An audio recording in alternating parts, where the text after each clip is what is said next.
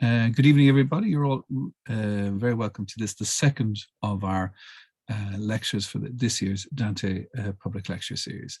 And last week we had a wonderful lecture from Christina Olsen.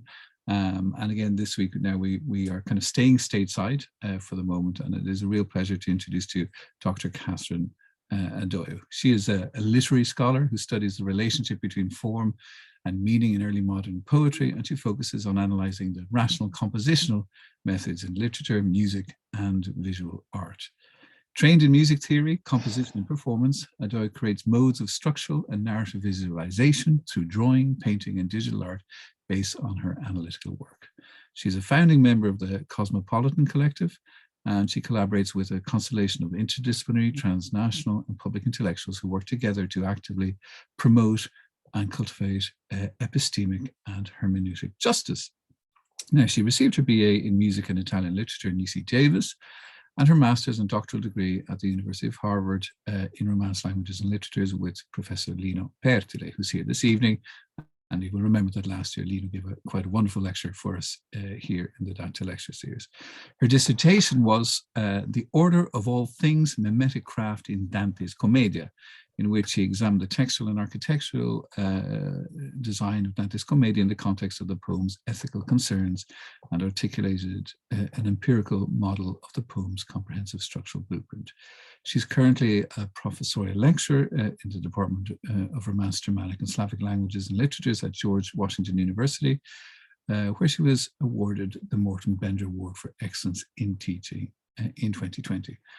And on top of all of that, she's also a novelist. Her first novel, Rain, a Song for All and None, is the first of a series of a 7-volume series of a transnational and transhistoric vision of human history that draws compositional inspiration from Dante's poetics to reclaim the storytelling voices of oral tradition in the Great Lakes region of East Africa. And she's currently completing the second volume of that series entitled Wind, an Ode to Heaven's Breath.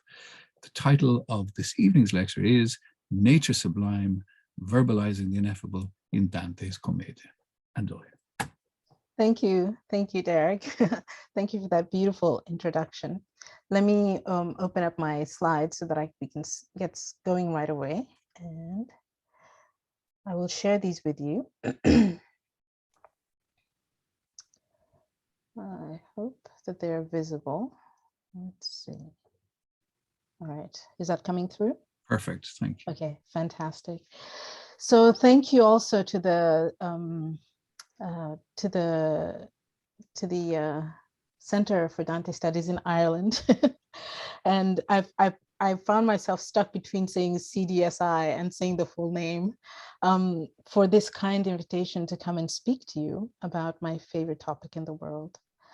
I'm especially delighted to be here.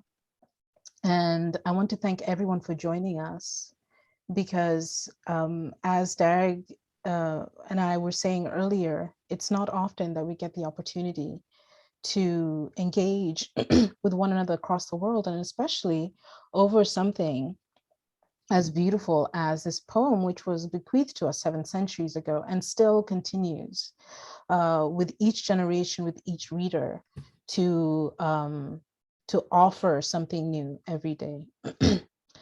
My first experience of the CDSI series happened in the midst of the recent wave of septicentennial celebrations of Dante. And as I was trying to remember when exactly it was that I first attended one of these talks, I had to acknowledge that one of the effects that the pandemic lockdown has had on me is that my internal sense of the passage of time has so severely eroded that events that took place last year or even 2 years ago might as well have occurred last week, for all I can tell.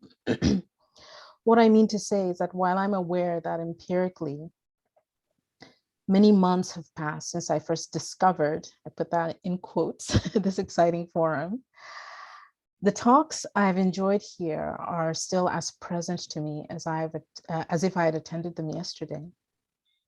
This sense of being untethered in time was at first disorienting, But then as I gradually surrendered to it, I discovered how much I enjoy the decreased velocity of my world, how natural and welcome it feels to move at the pace of one step at a time.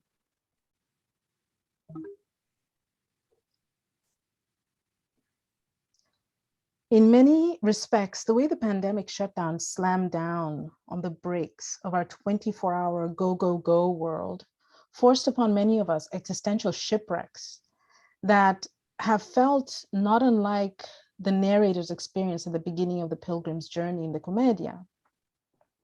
Many of these shipwrecks were also brutally revealing, exposing the putrid underbelly of injustice, poverty, and exploitation that we live with and sustain as just how the world works. I imagine that many of these shipwrecks measured up to the unforgiving candor of apocalypse in the most pragmatic sense of the word, the sense of it being a revelation of what was previously hidden from knowledge and understanding. I've spoken with and listened to enough people to know that I've not been alone in feeling fear saturate my heart in the midst of this disorientation, that I'm not alone in looking back at the perilous waters of the shipwreck, my mind still fleeing, seeking refuge from the countless close calls that each felt like they would be the one to finally do me in. I'm not alone in looking to every dawn with the hope of renewed hope, drinking in every photon of light and warmth as if it were meant as a kiss from heaven. I'm not alone in wanting to throw up my arms in surrender after finding my way blocked by too many menacingly indifferent obstacles. I've spoken to and listened to enough people to know that we are not alone in tending to our wearied flesh and tired souls, desperate to be discovered by our salvation when we are at our hope's end and can no longer even feel the sun's resonance, let alone feel its radiance. Whether you've read the Commedia or not, I have faith that, be it welcome or unwanted, this description of the past 2 years in pandemic lockdown will feel familiar to you.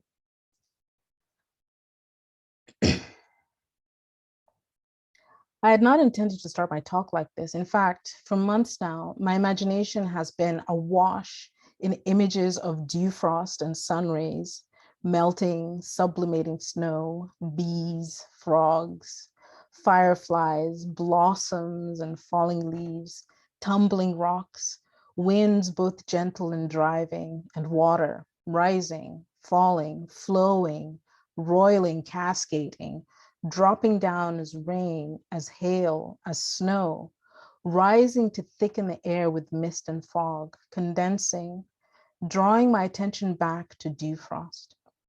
My mind is saturated with the most beautiful, minute details of the world I inhabit, and I suspect that therein lies an important part of the answer to a question that I've often been asked. Adoyo, why Dante? In popular culture and imagination, this poet's name evokes a host of reactions, few of them mild. Cinema and television favor the grave and the dire, the terrifying and the grotesque. University classrooms cultivate the lofty, the significant, the iconic, canonical, authoritative.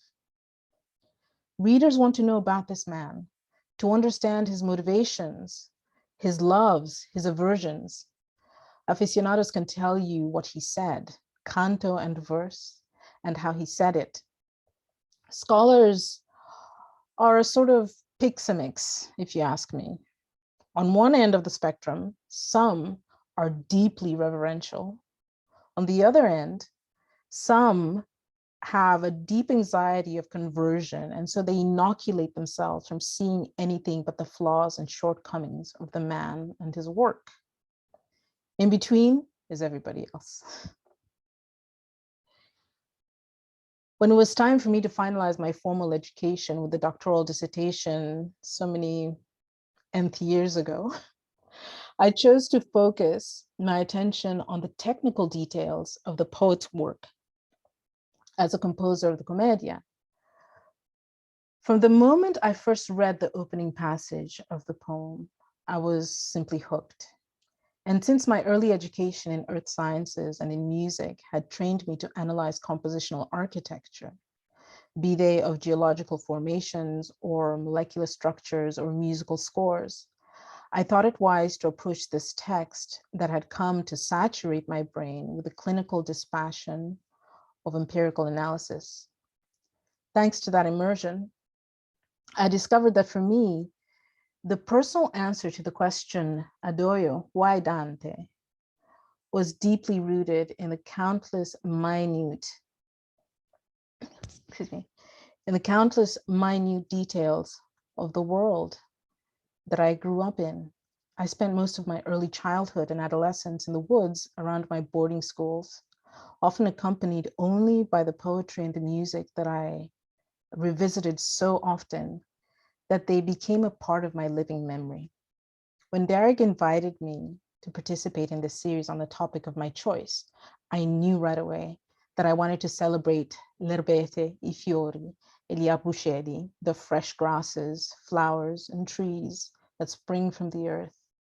Those small details of the natural world, dew frost, fireflies, sunlight, cascading waterfalls, tumbling rocks, that lend an experiential immediacy to the poem's supernatural world, all the while reciprocally revealing how exquisitely sublime nature is. These details in the poem were my gateway to the heart of the Commedia, where I discovered a language of joy and love and inspiration that I found deeply resonant in helping me make sense of the world, especially where it had never made sense before. Next month will mark 2 years since the World Health Organization advised the world to stop in order to let the scourge pass. 2 years since the world has had the opportunity to take the ensuing exposition of systemic injustice, poverty, and exploitation and transform it into epiphany and choose a different path. 2 years since we have learned to absorb the shock of that apocalypse and find ways to gradually return to the familiar comfort of the same systems we shipwrecked together in. It would be easy to find in the Commedia many instances where Dante gives powerful and eloquent voice to just how intensely frustrating these 2 years have been, and how disheartening the return to just how the world works really is. I imagine that it would be cathartic, but I also believe that many, like me, are probably worn out by these frustrations. I think that this is why my mind has sought a way out of both the physical and intellectual confinement of the pandemic and elects to instead devote the time that we have here together to the small things that remain beautiful even after the apocalypse. So I now want to invite all of you to join me in the woods and glades and rivers and streams and rocky pathways that I believe account for my particular why Dante. I should clarify that this outing is not an attempt to escape from the realities of the world. Rather, it's intended as a return to the natural world to which Dante anchors the Commedia's representation and meditation on the human experience. Let us begin in the forest with the pilgrim. The world of the Commedia is a place teeming with forests. The most famous among them is the Selva Oscura, where the solitary pilgrim comes to, dazed and confused. More prominent, however, are 3 other woods where many of the poet's literary figures congregate. Just before arriving at the Nobile Castello, where he meets the sages of ancient Greek and Roman history and legend, as well as Arab and Islamic scholars of the past, the travelers, Dante and Virgilio, pass through a thick wood teeming with virtuous souls of limbo. We did not halt our movement as he spoke, but all the while we're passing through the wood. I mean the wood of throwing souls. Here, Virgilio presents the Pilgrim to Homer and the four other Roman poets, making, or at least of the ones who are mentioned, making a band of six that includes Dante. I especially love the end of Canto 4, where they engage in deep conversation that we don't get to hear because it is the narrative feels that it's much more respectful to simply let it pass in silence. Later, in the forest of the suicides, the pilgrim will meet more men of letters, including the grammarian Priscian and two Italian clerics, as well as Pierre De Levigne, a scribe, poet, and chancellor of the Emperor Federico II. We'll return to that forest shortly. In Purgatorio, Dante and Virgilio travel through open fields and wooded glades, encountering the different souls who await their turn to begin their expiatory ascent of the mountain.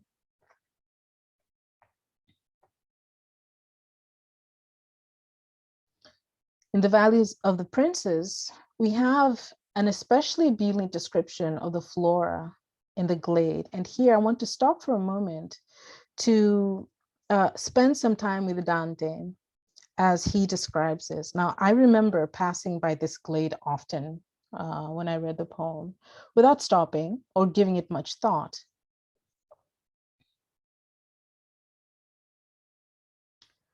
We had gone but a little way from there when I observed the hill was hollowed out, as valleys carve out hollows in our mountains.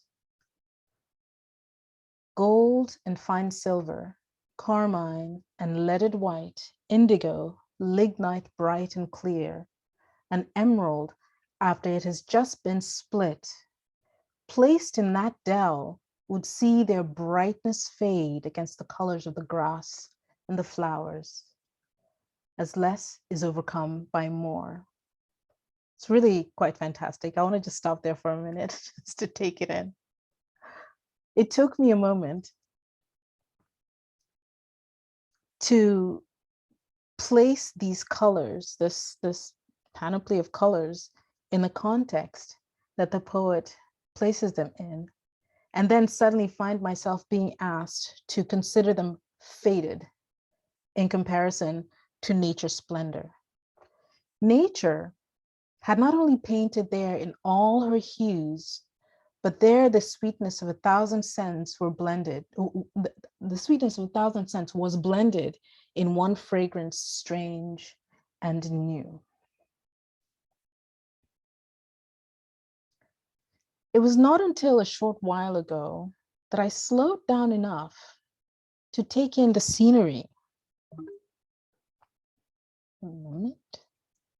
Oh, in a second. To take in the scenery and found myself smiling at the poet's sleight of hand. While we might expect to notice bright colors in a field of flowers, the introduction of this description with gold and fine silver made me tarry a while longer. I thought that perhaps the choice of words was hinting at the play of sunlight on the grass and the leaves.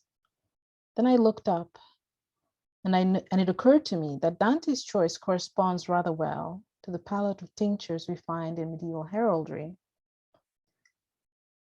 The description of nature's splendor here draws upon the same semantic, or the comparative description with nature here draws upon the same semantic field that the heraldic system uses to praise princes. The colors correspondingly, silver, gold, carmine, lignite or black, indigo, blue, emerald green, and I believe there was another color which I don't, let's see, emerald green. I imagine carmine or indigo could correspond, but it doesn't have to be a one-to-one correspondence. What's interesting to me is that the principal palette Dante places in this context the the rainbow of princely splendor and juxtaposes it with the splendor of nature and finds the princely splendors wanting.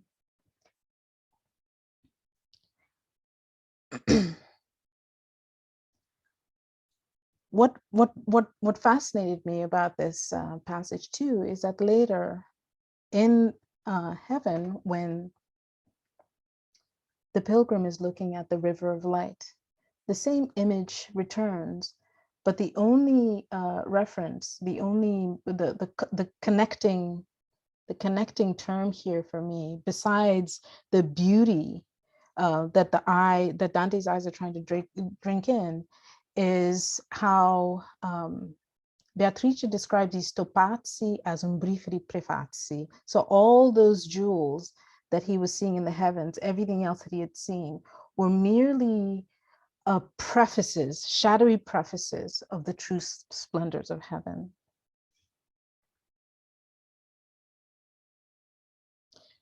As we move forward through Purgatorio, there are a few other places that are not, they're not forests per se, but it is noteworthy that among the gluttons, where we find some of Dante's,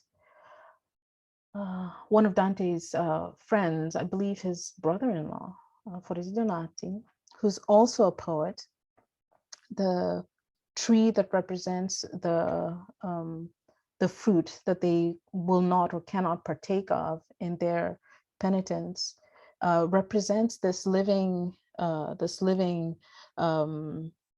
emblem of forestry. And then a little while later, Dante meets a series of other poets, many of them his contemporaries, Arnaud Daniel among them, in the subsequent terrace, before finally entering into the Garden of Eden, where he discovers all of the original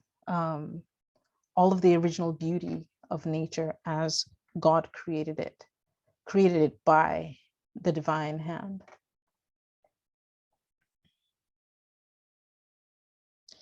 This particular area, Dante calls the Silvantika.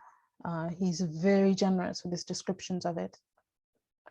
And we find Dante doing something that resonates with me at the moment. He slows down, and he and Virgil and Stazio take their time as they enter. Now, since all the air revolves in a circuit with the first circling, unless its revolution is at some point blocked, that movement strikes upon the summit, sending free in the living air, and makes the forest, because it's so dense, resound, is one of the sensory experiences of the forest that still keeps me a little, that still surprises me. The idea that up to this point, sounds that we've heard have, from Inferno, the sounds that we heard were strident and painful, or expressions of misery. The sounds that we heard throughout Purgatorio were penitent. There were many a hymn, the performance, the recitation, the allusion to liturgical song. But now in the Garden of Eden, sound takes on a different character. It begins to feel like something that lives in the air and is not simply produced or created by a specific agent. Another beautiful instance in this in this region that Dante is passing through is that he describes the river that runs through it as passing on beneath a vaulted forest and emptying through fault of her who trusted, and emptied through the fault of her who trusted in the snake. We measured our steps to an angelic song. Now, this group of three men following the river as they move along are passing through what, if you can imagine for a moment, what looks like a natural cathedral. If you've been in a medieval cathedral, you see how the pillars come and all of the vaulting touch fingers from opposite sides. And it struck me as curious that Dante attributes to this living forest a characteristic that would otherwise be thought of as belonging to nature.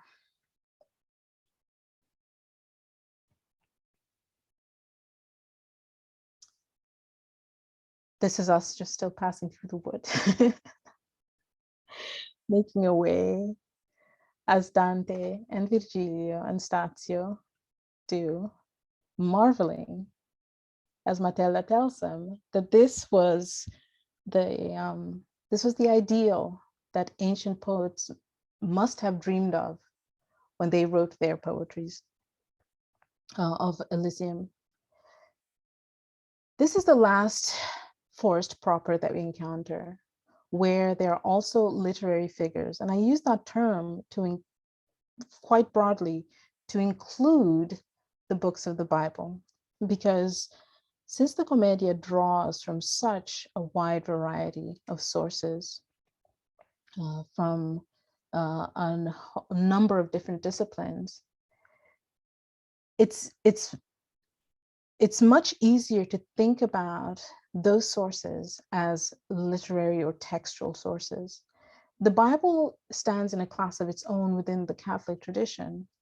And so it is quite fascinating to me to find the poet, or, you know, as we walk through the forest with the poet and observe its goings on, it was quite fascinating to find that theme of literary metonyms, individual figures who represent the works that they wrote, extended to the figures of the Bible. So from the first forest in Limbo, we had these metonymic representations of the works of Homer, of Lucan, of Ovid, on Horace, and Virgil, obviously.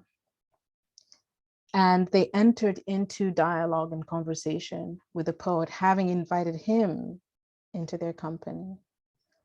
Later, in the forest of the suicides, there's a glancing engagement with the clerics that I mentioned, but a much more concentrated focus on the fate of Pierre De Levigne, a known poet and scholar and counselor to the emperor.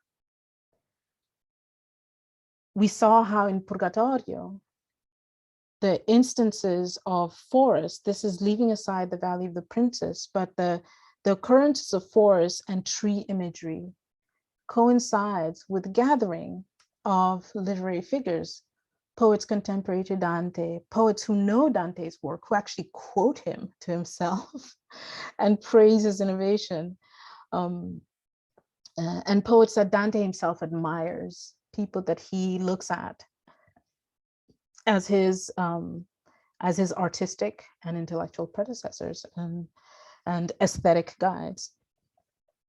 Finally, here in the Garden of Eden, the archetypal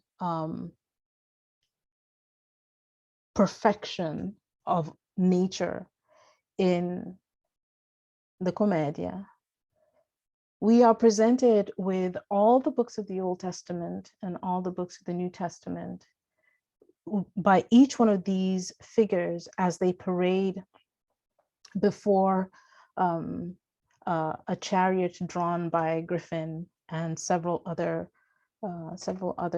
symbolic figures. And so I remember a few years ago wondering to myself, does Dante do this with all of his sources? What does he do what does he give us these bibliographies, these walking bibliographies throughout the poem? And the answer to that is yes, but in Paradiso, these bibliographies are not assembled around forests as they have been in Inferno and in Purgatorio. It's a curious choice. It's a curious arrangement. And I would be very interested, I'd be very excited if there were other readers of Dante who had ideas about the distinction between how the bibliography that we find in the Circle of the Sun, for example, where we have two sets of authorial references, some of them scholastic, some of them mystical or mystics, I guess. It would be interesting if anyone were interested in a conversation about how what they mean to Dante, how they present it distinctly, and interestingly, how it is that the St. Thomases and the St. Augustines of Dante's intellectual library are located in heaven, while the books of the Bible are located here in Purgatorio. And so with that, we leave behind the selva or the overview of the selva, and return to our, I beg your pardon, we return to the small things in Inferno that populate the world of Dante's Commedia. When Dante's journey first starts,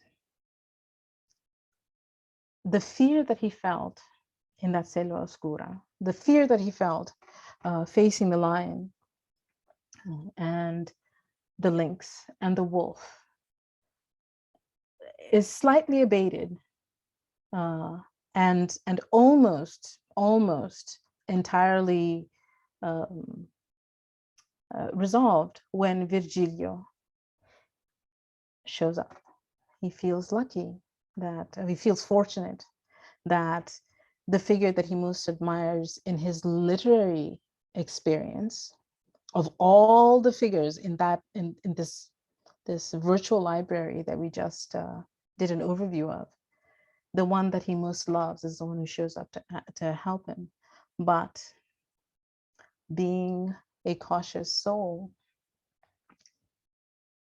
he wonders whether he's being foolhardy. He wonders whether his own hubris is getting the better of him to believe that Virgilio actually will be, is who he says he is and will lead him in the right way. When, after he gets reassurance and he's told not to worry, that there are 3 ladies in heaven who have deemed it necessary that Virgilia come and help him. This is the pilgrim's feeling, described in a way that I think anyone, regardless of what their experience with the text or with poetry or with literature, philosophy, or history, can relate to. As little flowers, bent and closed with chill of night, when the sun lights them, stand all open in their stems. Such in my failing strength did I become. So much courage poured into my heart.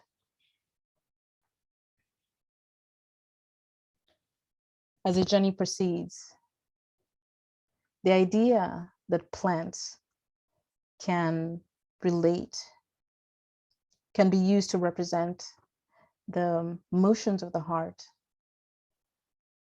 comes up again when Dante sees the throng of human souls gathering at the banks of the river, waiting to be taken across into Inferno. Just as in autumn the leaves fall away, one and then another, until the bough sees all its spoils upon the ground, So the wicked seed of Adam flings themselves one by one from the shore at his signal, at Caronte's signal, as does a falcon at its summon.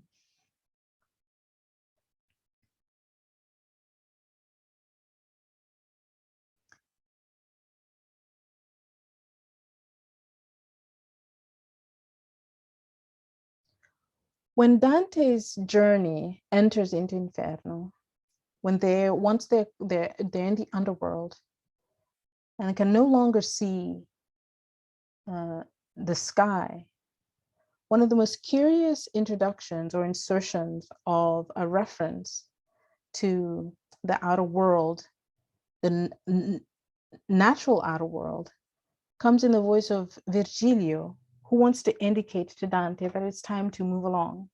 Follow me now, for it's time to go. The fishes are flickering. The fishes here being the constellation of Pisces, are flickering at the horizon, and all the wane lies over Charis.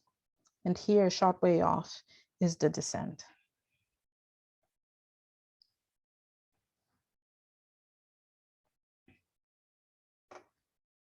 And here begins the descent. We're in Canto 12 of Inferno, and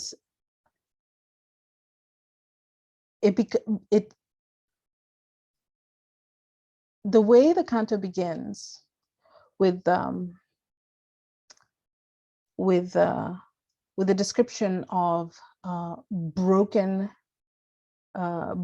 rocks and the chaos of the rock slide attests to something quite curious about the way Dante uses nature or evokes nature in the Commedia.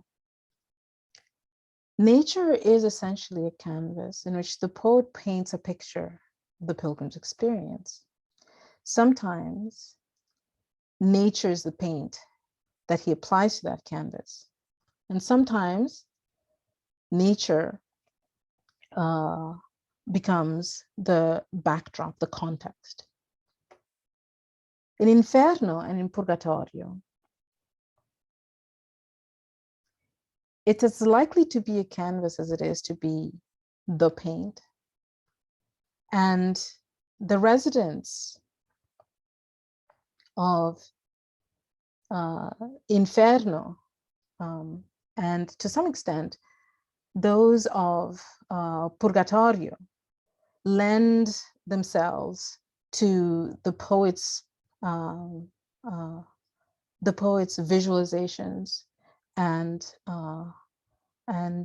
imagination as we move on. Where Inferno is largely rocky and desolate, there are nevertheless moments, like we've just seen, of peace and beauty, as we've seen with the force of the virtuous pagans. Purgatorio, on the other hand, is a much more robust and living environment, be it the Valley of Princes or the Garden of Eden. Throughout Inferno and Purgatorio, Dante's corporeality makes physical phenomena like volume displacement evident. I speak now of that famous Eureka moment when Archimedes entered the bathtub and displaced the water. Dante does the same thing when he enters the boat, and he can see the water rising as the boat sinks. Gravity, when he draws the attention of the Malebranche for knocking loose rocks as he walks. He even brings into play phenomena like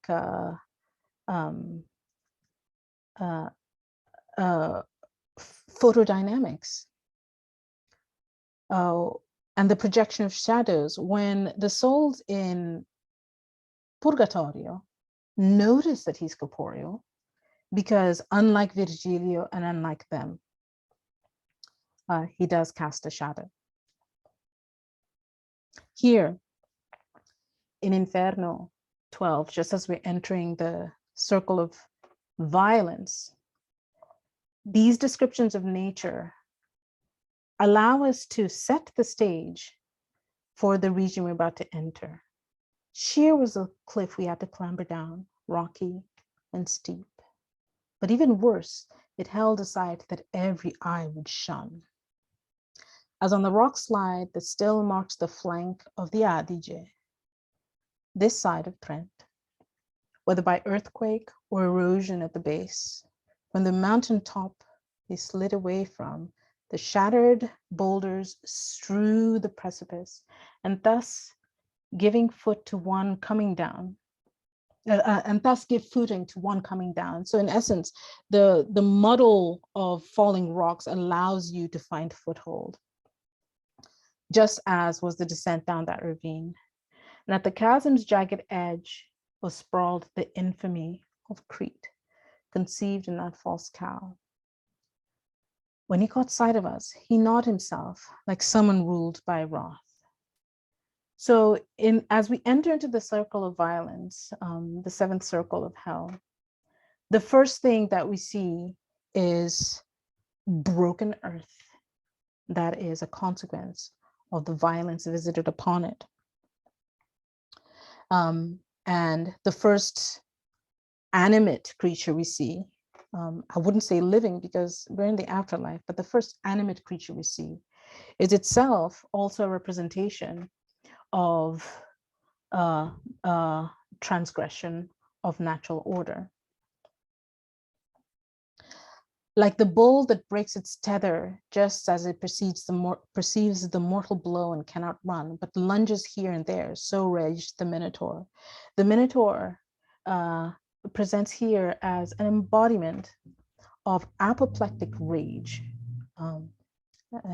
that matches very clearly with the environment in which they find him. And so Dante and Virgilio are trying to make their way down. And because of the disordered nature of this environment, they have to be careful with the, at least Dante has to be careful where he steps. We made our way down the steep landslide on the screed that often shifted under my feet with unexpected weight. And as I said before, this unexpected weight is owing to Dante's corporeality, which made itself felt when he entered the boat, even though Virgilio had not made his weight felt. So this, the role that nature plays here, excuse me, the role that nature plays in helping us visualize the environment and helping us feel the precariousness of the circle of violence goes one step further when in describing the fate of the suicides. Virgilio talks about them as seeds that sprout helter-skelter in this desolate wasteland. Pierre De Levigne describing his fate. It's quite fascinating.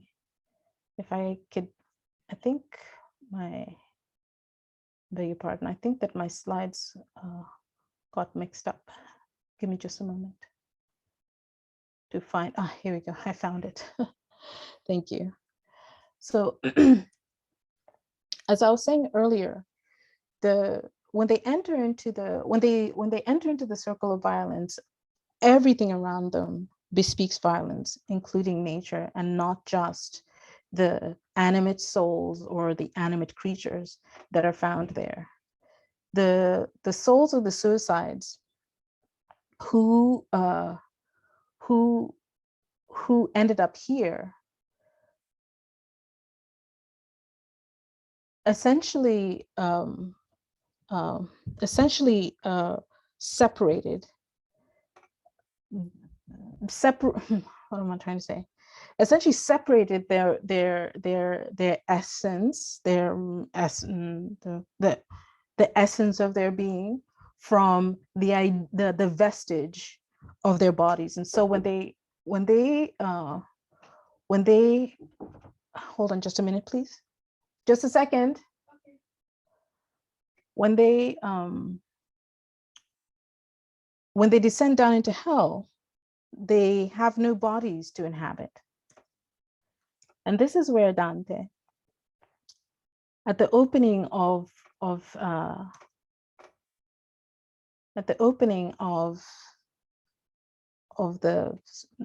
canto of the suicides, has this beautiful anaphora that is about the negation of corporeality. Non fronda, non rami, non pomi, non fronda verde di color fosco, non rami schietti, ma nodosi e involti, non pomi veran, ma stecchi con tosco. Immediately, I found myself thinking about il malsemi d'Adamo that was descending one leaf after another onto the shores of the river where Caronte was waiting for them, of the fact that the human soul, Dante starts to develop a vocabulary here that correlates the idea of the soul with plants, with seeds, with trees and leaves.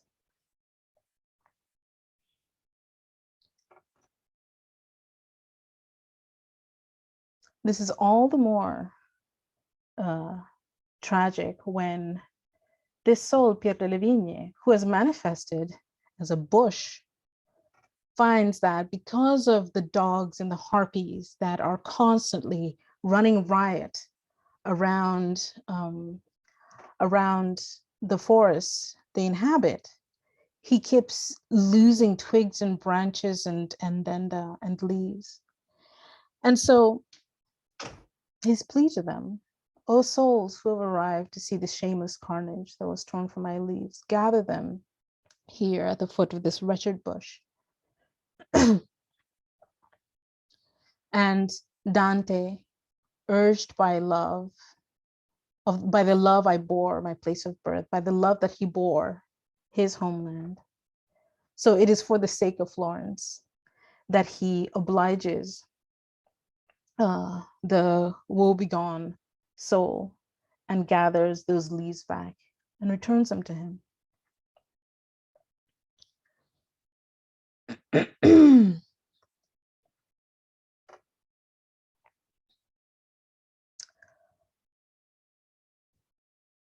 I'm finding my slides did in fact get muddled up, so I'm finding that give me just a moment. There we go. And so we return back much later in Purgatorio, in the Garden of Eden, where the souls were gathered around the tree of the knowledge of good and evil. I heard all of them murmuring, Adam. Then they circled a tree stripped of its leaves and any of the flowering in its branches. And again, the correlation of the idea of the seed of Adam or humanity itself, and trees and leaves or fronda becomes all the more pronounced as we go through the Commedia. One of the truly beautiful moments in this is when Dante is about to meet Adam, and internally he feels quite oppressed. And he has a moment of recovering his breath to face Adam again. I beg your pardon, please give me just a moment. I have an 8-year-old nephew who has been knocking on my door. Let me see if he needs something, okay? I'll be right back.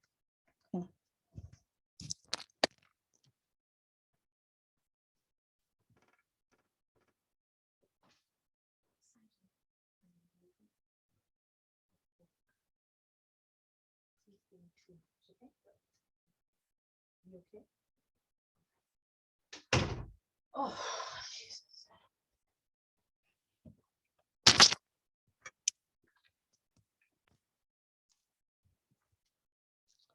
Thank you, and sorry about that. He wanted to know if he could go and play the piano.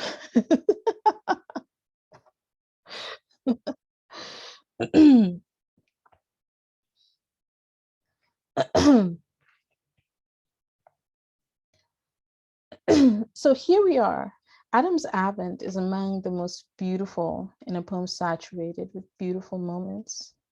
It follows Dante's successful completion of his exam and the cardinal virtues of faith, hope, and love administered by St. Peter, St. James, and St. John, respectively. Blinded just before John's examination begins, but assured by the apostle that Beatrice has the power to restore his sight, the narrator will later describe how he regained that sight.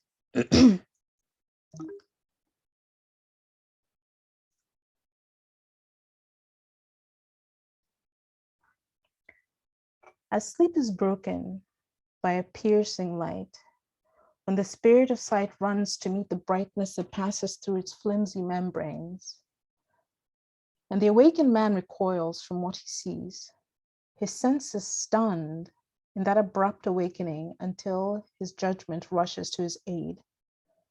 Exactly thus did Beatrice drive away each mote from my eyes with the radiance of her own, which could be seen 1,000 miles away, so that I then saw better than I had before.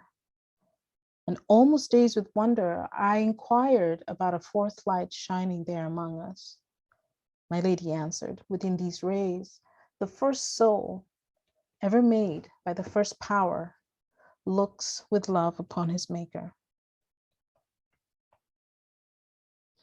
And here then is the pilgrim's reaction as a branch that bends its highest branches in a gust of wind and then springs back up.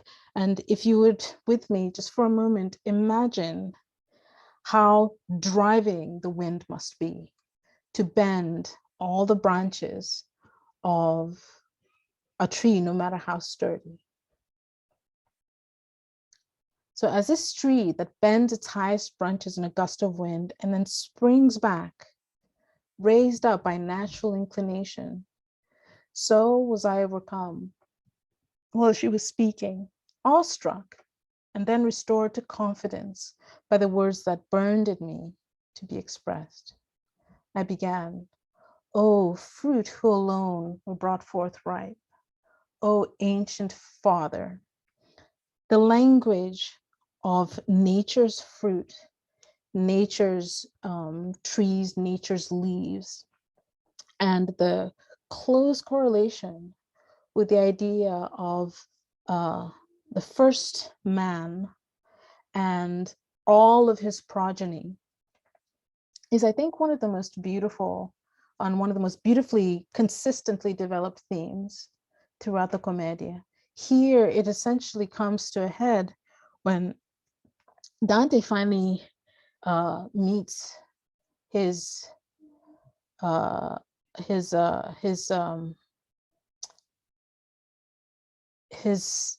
first father, I guess, and it is reiterated time and time again in the imagery of nurturing associated with Beatrice, associated with any of his teachers, whether it be intellectual edification or care.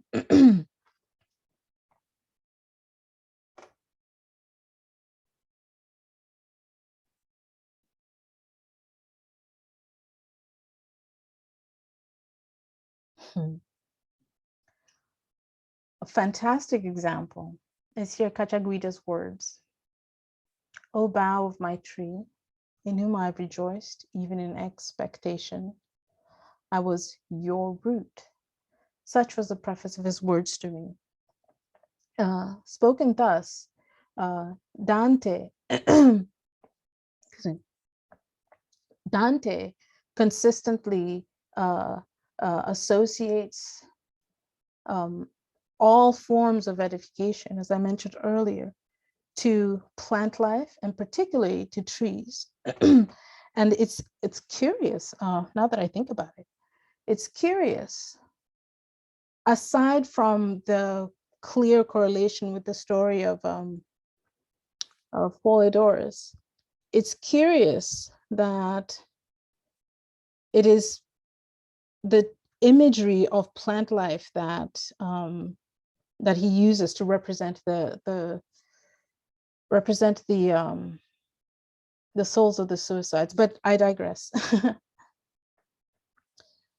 When he has completed his journey in Purgatorio, we get more of these of this imagery of hope, and we find in Paradiso Dante, whose education is coming to its fruition. We're in Paradiso 26, begins himself to relate his experience. And this is interesting because up to this point, it has primarily been the narrator who uses tree imagery, and some of the other characters, including Beatrice, and as I said earlier, Cachaguida. This is one of the first times that you have, one of the few times that you have the pilgrim himself speaking these words. I love the leaves with which the garden of the eternal gardener is in leaf, in the measure of the good he has bestowed them. The line reads beautifully, just musically. Le fronde, onde si infronda tutto l'orto dell'ortolano eterno, a mio cotanto, quanto di lui allor di bene porto.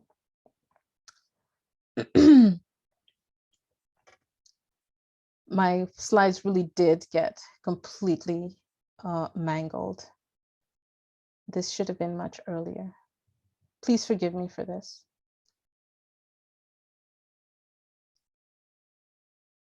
I think I've reoriented myself. So I'm going to now switch a little bit and offer a few observations about yet another natural phenomenon that is beautifully illustrated and has a significant part in how we understand and perceive the pilgrim's journey, and this is the representation of time. On Earth, time is measured by the diurnal rhythm, sunrise and sunset. Even as we saw earlier in Inferno, Virgil is able to refer to that rhythm when stating the time. In Purgatorio, the pilgrim sleeps 3 times, and so we know how many days have passed on the mountain. In heaven, however, in Paradiso, there is no time and there is no space. There's no place. There's no way to displace oneself physically. And yet, curiously, Dante time and again suggests the perception, he suggests the immediacy of the experience by constantly short-circuiting the idea of the perception of time. So for example, almost as swiftly as you know the heavens turn is a fascinating, is to me a really interesting turn of phrase, because I'm not sure that it says as swiftly as the heavens turn, but rather how you perceive them, right? Also, Beatrice was gazing upwards, and this is one moment where they're translating from one sphere to another. Beatrice was gazing upwards, my gaze fixed on her, when perhaps as quickly as a bolt strikes, so imagine an arrow hitting its mark, flies and releases from its catch. Suddenly I found myself there. So this use of a hysteron proteron, this is the name of the figure, whereby the consequence is announced before the cause, allows us to perceptually imagine, or at least experience, the instantaneity of that translation. It is so fast that you don't know it's happening until it's happened. And then you can only retrospectively imagine it happening. He does it once again when they are translating yet again. Her falling silence and her transformed look impose a silence on my eager mind, which is already teeming with new questions. And next, like a shaft that strikes its target before the cord is still, we sped into the second realm. Dante is a master of variety. When I was studying the structure of the Commedia, I found it curious that in all but 10 of the cantos, no rhyme is repeated within a canto. Of the 10 that are where it is repeated, there's a curious alteration, there's a curious correlation between the moments when a specific rhyme gets repeated in that particular canto. But think about it, of 100 cantos, only 10 of them spread throughout the poem have repetitions. I bring this up simply because you notice the ritornello in the description of this translation and the previous one. Once again, from one translation to another, I had not been aware of rising to that star, but was assured of being in it when I observed my lady turn more beautiful. Another instance of not knowing that something has happened, not realizing it's happened until it is done.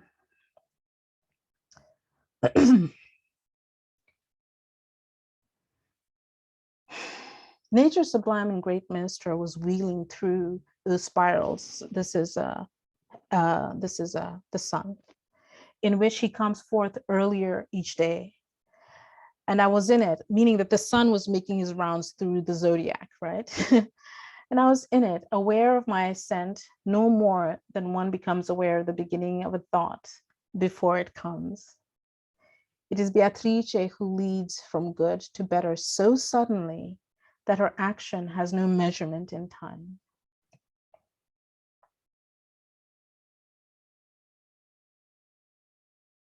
Dante translated one more time. At this time, my eyes regained their sight, and raising them, I saw myself translated alone now with my lady to a more exalted state of bliss. I was assured that I had risen higher by the planet's fiery smile. Isn't this fascinating? That he cannot perceive the passage of time. There is no time that passes between his placement in one location and his appearance in another. Essentially, it's something which Carlo Rovelli, I think a quantum physicist, a theoretical quantum physicist, has described as a quantum leaps, if you will. So this is a very, very description where one thing is in one place and suddenly it's another, and there's no conception or measurement of the in-between. And this happens repeatedly throughout each translation as the poem goes on. And I love this particular one where my sweet lady, with but a single gesture, urged me on to follow right behind them up that stairway. So did her power overcome my nature.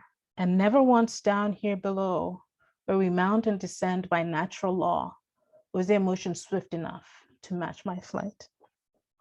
So where in Purgatorio and Paradiso, we had all these elements of nature as we experience them, things that physicists describe in real measurable time, real measurable terms happening over and over again.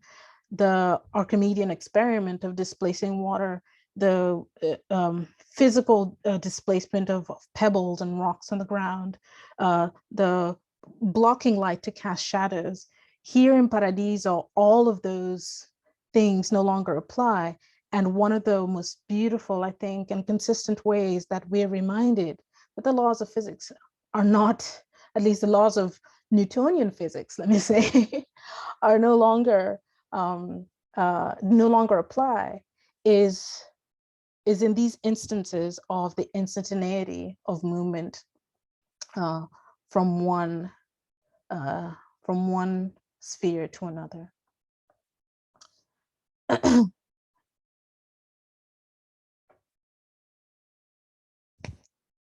And so with that, I'd like to thank you all very much for being here with me. And I have to say that it was very exciting to try and orient myself in the midst of all those shuffled cards. But I hope that nevertheless you enjoyed it. Thank you.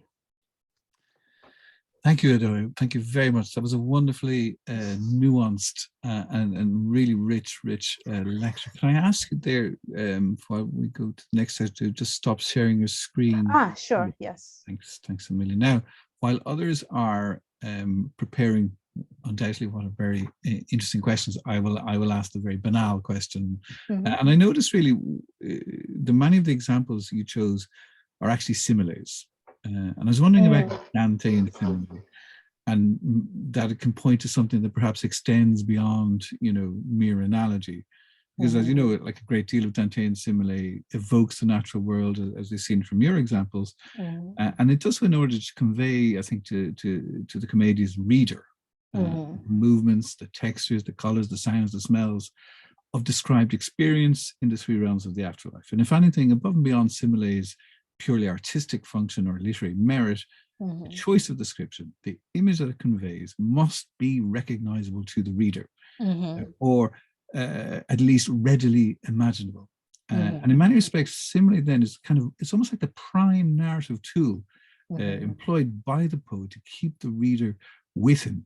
It is, yes, a poetics of analogy, but it's also kind of an offering of sorts, invoking a shared memory, a common occurrence, or kind of a collective experience. And it really does, the success of it really does depend on this recognizability. It's almost like a readerly form of anagnorisis. So I was wondering, how do you see Dante's art of simile and how it relates then to the natural world? I think you summarized it very well. I would echo everything that you just said. And probably draw closer emphasis on its function as his anchor with the reader, the thing that anchors the reader to this fantastical environment in which they have to traverse with Dante, Virgilio, and then with the in the company of Stazio, and then Beatrice and Bernardo, all the way to the end. So, well, after you and I had our first conversation, I was wondering how much I wanted to talk about it in terms of rhetoric, like literary rhetoric, as simile, as a figure of speech. And the choice that I ended up making in focusing on approaching it with the kind of immediacy that I tried to approach it as one who was actually walking through this was I made because I have I know that the text goes to great lengths to develop this the subjective correlation between the narrator and the reader. If you think about it, Dante the Pilgrim has multiple interlocutors. He has his guide, he has everybody that he meets along the way. He has Beatrice, he has Bernardo, and he's always talking with them, and they're always, when they speak naturally in the present tense. I think this, I feel that, I know this, I wonder, all in the present tense. And yet when we're told about it, it's couched in the past tense. Mi ritrovai, andai, and that sort of thing. The only person that the narrator can speak to in the present tense is the reader, whether it is the immediate reader, the one that he calls lector and describes as having the text in front of him. And I think that's a special relationship, but also the sort of the wider nondescript readership of the voice of the world, the institutions and the cities to whom he directs his pleas and vituperations and what have you. And so I would compliment everything that you just said about the simile, not only as anchoring and sort of a literary device, but also being a really rich field in which the narrator can continue to cultivate this subjective correlation, this very personal, intimate relationship with the reader through shared experiences. What's curious about it is many of the similes, when they refer to geographical locations, named geographical locations, let me revise a little bit. Many of them refer to natural phenomena and elements in a very generic way. The few moments when you do have specific geographical locations mentioned, it's because there's something very particular about that place, quite distinctively characteristic. And so it has the effect of, for those who know that place, to have an immediate correlation with this. For those who don't, upon discovering it, will remember, relive, more deeply understand what was written. In either case, in the case of the particular locations, in either case, it is as if a friend were telling you something that is very accessible to you, even if it's as yet unknown. And this is where, to wrap this response up, this is where I find the greatest evidence of, am I going to say it? Should I say it? This is a really touchy thing I'm about to say, of the poet's intention for the kind of reader he's appealing to. I think the intention is to write in a way that does not exclude access based on education or location or experience, even faith for that matter, or nationality. The fact that the lector is never described specifically except for through the action of reading, i.e. the lector is not identified as an Italian. The lector is not identified as a French reader, is not identified as a woman or a man. They're simply identified by that action of being in this relationship with the text. I would go as far as say that this is where we get the author's intention of who his ideal reader is. His ideal reader is whoever will enter into this subjective correlation and go on this journey with him, discovering, remembering, recalling, imagining, wondering the things that he invokes. Thank you. Okay, now I'm going to throw it open. I don't see any raised hands at the moment, but I'm sure there are other questions there. I can't be the only one to ask a question. I know some people have had to go. Yes. And I'm receiving several messages now. Julia. Right. I loved it. And Hi, it kept Julia. resonating with so much. For instance, that marvelous manuscript of Hildegard von Bingen is in Lucca, Uh-huh. with manuscript, which is all about ecology, the Uh-huh. microcosm, the macrocosm. So, Mm-hmm. and the angels in the garden of the negligent rulers, they're Mm-hmm. green.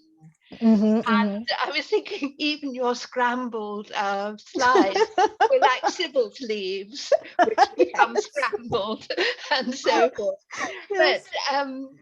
I look after a garden in Mm-hmm. Florence, and what Mm-hmm. is amazing about Florence is a city that has gardens. So Mm-hmm. when I cycle to mass in the morning, Mm-hmm. I'm cycling right now through the dawn chorus. There's Mm-hmm. so many birds that can Mm-hmm. inhabit this city because it's a city of gardens, which Mm-hmm. used to also have wells, as Mm-hmm. and the convents would have the cloister with the well at the center, which would symbolize the kingdom of heaven. And also our trees, the cypress trees, do bend in the wind Mm-hmm. and Mm-hmm. then come back again to be straight upright. Mm-hmm. And the other trees would generally tend to be olives. And what we have done is to return our cemetery to the kind of garden that would have been present in Dante's time. Mm-hmm. Nobody bothers to plant the giargioli any longer, which are Florence's lily. They're the Mm-hmm. wild irises. Mm-hmm. But we have this garden of wild irises, sort of like the Elysian fields. Mm-hmm. And all of that was coming through as you were speaking. That this is Dante's landscape, for which he's Yeah. homesick in exile. Mm-hmm. But I loved it. And I was also thinking when you talked about the bibliography Mm-hmm. of all of the writers that Dante is using, Mm-hmm. um, even that wonderful scene where Dante and Virgil are sort of helped onto the shoulders of the giant. Dante playing, he's footnoting, Yes, yes. he's acknowledging his sources and that he's got help from his predecessor. So Mhm, mhm. thank you very much. Yes, it's such a pleasure to have you, Julian. Thank you so much for that, for those comments. I'm very, very happy to know that it resonated so deeply with you. I know that your life in Florence is incredibly rich, especially in the garden that you tend and the cemetery that you look after. I like what you say about that last comment that you make about Dante acknowledging his sources. I made well, I observed earlier that I have, in my experience, found some readers of the Commedia who react very strongly against the impulses of the poet. Oftentimes, when it comes to Dante's sense of authority or what they see as false modesty or hubris. And one of the scenes that is often cited is that, oh, how could he include himself amongst the greats Yes. of antiquity? And I think Professor Petile is here, so I'm going to cite you for a moment, and I will tell everyone this story about how I found different insights to this scene. I was Professor Petile was my dissertation advisor throughout graduate school, and at one point he took me and a few other students to Washington D.C. to a conference on Dante at Dumbarton Oaks. And the presenters were all Dante professors from around the world. So there weren't any students or graduate students presenting. And it felt like a very egregio, non so come dire in English, like a very sort of it felt like an esteemed gathering of wonderful minds. Some of them quite intimidating because I knew them in text, but I'd never actually met them. And so it felt very, at one point, during cocktails, Professor Petile was speaking with Professoressa Barolini, and I was standing off to the side, not wanting to interrupt. I was born and raised in Kenya, so I'm very old world. And so I stood aside not to interrupt. And at one point, Professor turns to me and says, Adoyo, come here. And I approached and introduced me to Professor Barolini in the kindest, most generous terms, all the more incomprehensible, because at that moment, when we would meet to talk about my dissertation, it was always, Ma Adoyo, when are you going to get this? When are you going to make some progress? And I always felt, oh gosh, I'm not making progress. I'm never going to get anywhere. And yet here was my teacher expressing all this confidence, and in a way that made me feel like that I fioretti dal notturno giallo, sort of, rising out of themselves. The insight that gave me to the scene with the four greats, Virgilio and Dante, who's a sixth among them, is that here were two greats, Pertile and Teodorinda Barolini. And here I was, an acolyte student who hadn't completed my training.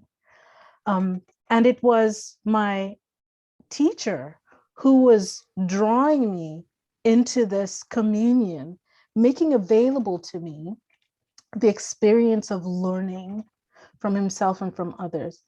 And suddenly that scene sounded different to me. It felt different to me. I thought, wow, this is Dante paying homage to the ancient greats from whom he has learned, Homer, Lucan, Virgil, Ovidio, and Virgilio. Because if you pay attention to the details of that scene, he doesn't simply barge in. He waits, and it's not until Homero himself is the one who beckons him over, and then he joins them. And every time I read that scene, I can feel it, because I remember that feeling that I had when Professor Pertile did that. I was like, wow, to me, it signified intellectual generosity, something that I think is vital to not just intellectual growth, but like holistic growth. And for that, I will always be grateful, Professor. Thank you. Thank you very much. I see, can you hear me? Yes. Oh, well, that's, I had forgotten about that, but for remembering it so clearly. I wanted to say a word, but first of all, thank you for this splendid guided tour that you provided us with, a guided tour of Dante's journey, really, through the three canticles and the three landscapes, really. And it would be interesting to work on natural imagery, in fact, in Paradiso, where it is supposed to suggest something that is indescribable, and that it is and it is beyond all words, and so because it is typical of mystical literature, in fact, to be very much close to the direct and concrete experience of the world. And it sounds paradoxical, but it isn't. It works very well. Now, there is a question that you were asked concerning the 24 old men, the old seniors in Paradise. How come they have become 24 men? There are 24 men, old men, wise men. My answer is that I don't know, but the notion of the personification of books becoming names is old. You just think of, first of all, Dante himself has become Il Dante. You know, the comedy has been known for a long time as Il Dante, and is still now, especially in the US, we speak of studying Dante as opposed to studying his work. So there is a kind of this metonymy there. But I think Dante himself thought of Virgil as the Aeneid. Virgil was the walking Aeneid. And then Homer is the Iliad and the Odyssey. So why not having Exodus and Deuteronomy and Isaiah? Indeed, you have Isaiah, Ezekiel, and so on, all the prophets. I think that the idea of presenting them as a procession of old men with, I see them with long white beards, is absolutely lovely and totally understandable. Another small observation is that when you were talking about the reader, Dante's reader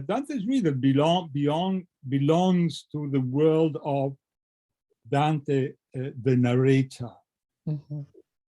And whereas the story that Dante the narrator tells belongs to the world of the death story. So there is this absolutely fundamental difference between the presence of the narrative, if you want, or the presence of the story and the presence of the narrators. So there is a solidarity between the entities, the author, the narrator, and the readers, because they belong to the same world. So there is this kind of solidarity, and the story is on the other side, and so it belongs to the past. It is very useful, this distinction between the presence narrationis and presence narrati. I think it was made by Harald Weinrich, a very good linguist who has studied these things very well. But I thought it is useful. But thank you very much for your, as I said, your carrellata, your guided tour among various the gardens. Thank you. Now, we did have a question from Karen, but she said that Julia had already addressed it. She said, with Dante essentially being a concrete and steel city kid, where do you think he got his love of nature? But I'm going to, so in a way, you have kind of addressed that slightly with Julia's intervention. I'm going to pass over to Dario now. Dario has a question. Yes. Yeah, thank you, Dara. Thank you, Adoyo, for your really fascinating talk. I don't want to make it about me, but for my research project, I'm studying the echoes of Dante's Commedia in 20th century Italian poetry, and I find the idea of the selva very much used to express the idea of the collective trauma, for example, of Second World War, or the delusion that came in the 50s, 60s, and what I found interesting about your talk, mainly in the part you were focusing on the idea of the selva, is that you reminded us, or at least you reminded me, that Dante doesn't use the word selva just to address the infernal selva. And I tend to forget that. And I wanted to ask you, I don't know if it makes sense, but I wanted to ask you if you have an opinion on why do we have the idea of the infernal selva, like the selva dantesca, and we not take into consideration the purgatorial one, which is he uses the same word. Okay, he changes the adjective. It's not oscura anymore. It is antica.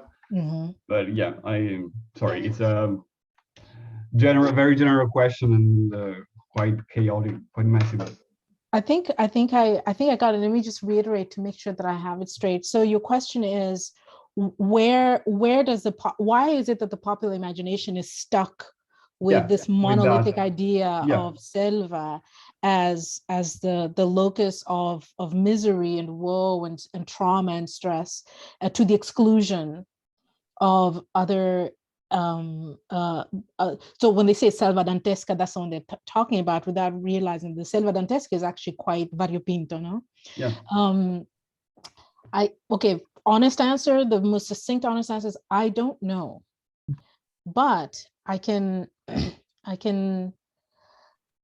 hypothesize that some of it has to do with iconicity. It is the first, and I think it bespeaks the power of the power of the poem's incipit, that it makes such an impression that when you hear that word, nel mezzo del cammin di nostra vita mi ritrovai per una selva oscura. There's even the stress on that verse is on selva, right? And so you feel it, and then in addition to that, as you read and when you're engaged with it, I know different people have different modes of engagement, but I think when you're really in it and you can empathize with the pilgrim, the protagonist in the situation, the experience that he's having is extremely visceral. There's so much fear, and it's not a passing fear, it's consistent. Like, and then moments when he feels like that there might be some relief, he goes back down again, right? He loses ground and he has to, reorient himself again. And it's not until he's just about to give up, which is a really curious concept anyway. Like, he's just like, now I'm going back to, he's going back to Dove il sol tace, beautiful image. That I think the reader gets really caught by the power of that incipit. Curiously enough, this selva oscura is not actually described. It's one of the few moments where it's not a simile, it's a metaphor. Mi ritrovai per una selva oscura. And because it's a metaphor, the rivers of ink and the forests of trees that have sacrificed themselves to the exegesis of what this metaphor must be is incalculable. And so I think that also contributes to the insistence of it. Now, as you go to the other selve, like the one in Limbo, right, which is selva di spiriti magni, I think, di spiriti spessi, I think, like selva di spiriti spessi, it's thronging with these spiriti before he enters the Nobil Castello. So you imagine the Nobil Castello is also located within a selva, right? And then the selva of the suicides, right, which is a horrific place, which also leaves its very powerful impression. I think that they don't enjoy, I'm just hypothesizing, they probably don't enjoy the same kind of exegetical attention in terms of what could this possibly mean as the selva oscura, which only exists in those two words, selva oscura, that's it, right? There's no description of environment, So I imagine that. And then with the Paradiso, the selva in Paradiso, where it's I think just in terms of the reading trends of the Commedia, Inferno gets a lot more eyeballs than Purgatorio does, and I think often, whether institutionally or personally, folks rarely make it up the mountain. Right? As they're reading the Commedia, they will stop either at Inferno or they'll start Purgatorio, and because it's not as gripping and horrifying as Inferno's impact, sometimes we'll just let it drop. And so that is an abandoned place, sort of in the public imagination. That's not a place that many people get to, and so it hasn't had the currency or the opportunity, I think, to get that way. It's curious that you said that you forget about that selva, and I think it's quite understandable. Aside from the vastness of the poem, or let me put it this way, in addition to the vastness of the poem, it is so closely interwoven in terms of how it develops ideas And I think Maria Corti does a really good job of talking about how much it relies on the reader's memory of what they've experienced so far to experience the echoes, and maybe even have some foreshadowing, some sort of experience of foreshadowing, or rather of reactivated memory when an idea or a concept is referred to again, even with a simple word like un briciolo di prefazzi, and the value of the princes. There is no, I don't see right now a necessary correlation between them, but for the language and the way the language is used, that there's this very florid, colorful language for the Valley of the Princess, and then just one word that's associated with that semantic field shows up in this other place where this river of flowers and jewels is being described. But those are just examples of how, for me, for example, this internal memory activates. I don't know how readily it would activate with one or just a few readings. I know that every time I read the Commedia, and I've been reading it for a long time, I think about it now more than half my life. Every time I read it, I feel like I discover, quote, something new. And usually I can trace that sense of, oh, aha, to an activated memory of a connection between, this moment and that moment, or this series of moments. So it's as you do your work, if I can offer I don't